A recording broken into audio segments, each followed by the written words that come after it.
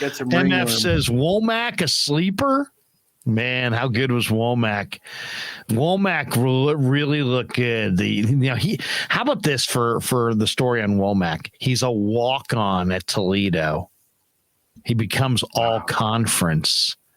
Guys, there's very few scouting axioms or scouting things that really hold the test of time. But one of them, if you can find a guy who goes from walk-on to all conference, there's a great distance there. That's a lot of work.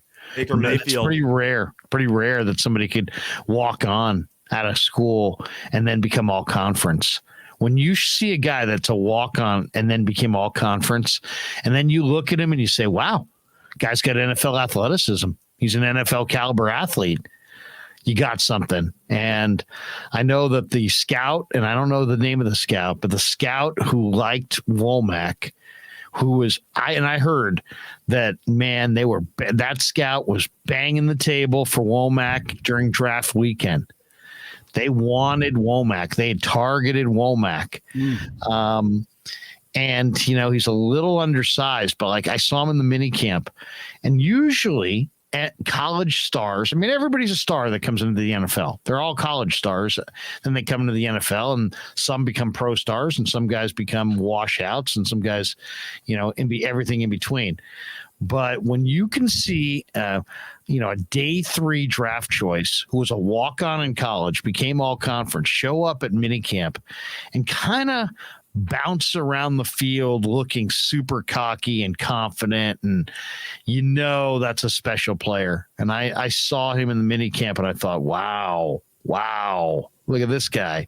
He was walk-on, then he was an all-conference guy. Now he's on a field with NFL players, and he stands out as the cocky, bouncing around, super energetic cornerback who's standing out in a field of world-class athletes. This guy stands out, and he really did in the minicamp.